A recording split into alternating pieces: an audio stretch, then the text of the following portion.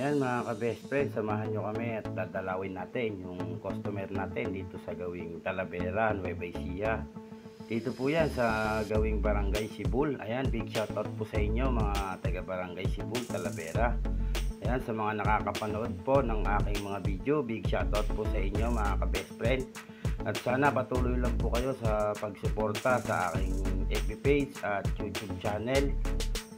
Maraming salamat po sa lahat po ng sumusuporta sa aking mga video. Thank you po ng marami mga ka-best friend, at nandyan po kayo para sa aming mga video.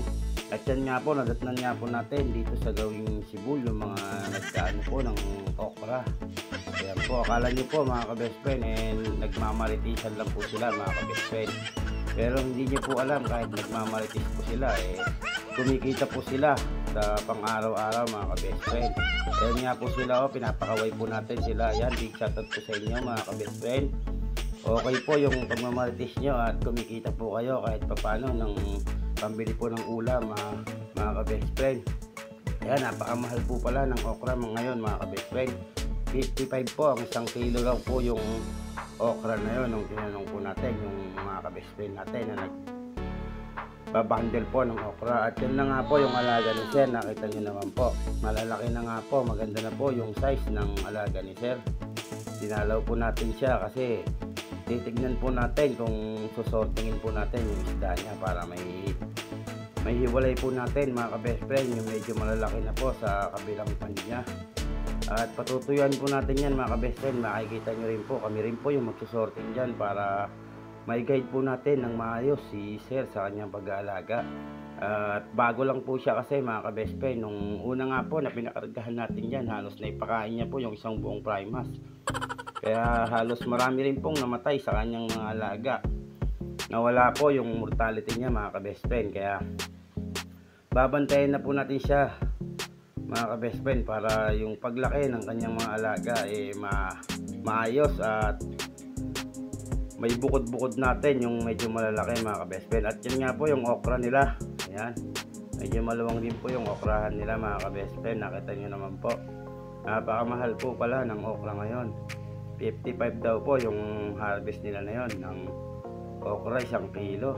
Ayan, mas mahal pa po sa mga ibang tanim natin dito sa gawing Nueva Ecija. Ayan, big shoutout po sa lahat po ng nakakapanood ng aking video, lalong lalo na po yung mga naging customer namin dito sa Nueva Ecija. Diyan po sa gawing Isabela, diyan po sa Pangasinan, Ilocos, La Union. Ayan, big shoutout po sa inyo mga ka-best friend. At yung mga taga-Tarlac po na nakakapanood ng aking video, big shoutout din po sa inyo mga ka-best friend. At sa mga OFW na nakakapanood ng aking mga video, salamat po ng marami mga ka-best friend. At sinusubaybayan niyo po yung aking mga ina-upload na video. At nagpapasalamat po ako sa mga solid subscriber at solid followers na sumusubaybay sa aking mga video. At thank you mga ka-best friend, at nandiyan kayo para subaybayan ang aking mga ina-upload na video mga ka-best friend. At muli po nagpapasalamat po sa inyo, Boss Binmar TV. Thank you po ng marami mga ka-best friend. At yan nga po yung fish pan ni sir na concrete. Nakita nyo naman po, magmula po pa lang po sa tubig, nakakondisyon na po yan. Tignan nyo po, berdeng berde mga ka-best friend. Nakita nyo naman po kung gaano ka-berde tubig niya. Madalang po yung bumiberde yung tubig pagka concrete po yung gamit ninyo na pag-aalagaan mga ka-best friend. At yan nga po, tignan nyo po, wala na po gaano namamatay sa kanyang alaga kasi po nababantayan po natin siya ng halos weekly po natin tinitignan yung kanyang alaga para may guide po natin siya ng maayos mga ka-best friend. Ayan, sa mga nais po mag-alaga na mga good quality fingerlings, PM nyo lang po ako mga ka-best friend. At bibigyan po namin kayo ng mga pang-alaga na mga quality na kagaya po yan mga ka-best friend. At yan nga po mga ka-best friend, pinagmamasdan po natin yung isda na sir. Tinitignan po natin kung saan tayo gawin sorting na una. Tinitignan po natin yung mga size ng isda niya. At patutuyan po kasi natin yan mga ka-best friend. ililipat po natin yung mga malalaki dito sa isang butas niya para magsama-sama na po mga ka-best friend yung magkakasize kung sakasakali po. At baka po kasi magutom ni sir kainin po yung mga medyo maliliit pa na mga fingerlings niya mga ka-best friend.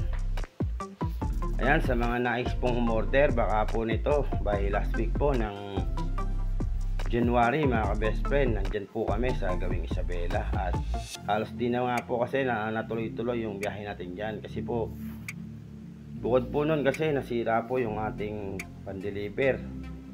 At yun lang po, and ingat po tayong lahat. God bless. Thank you po sa lahat po ng nakapanood ng aking mga video.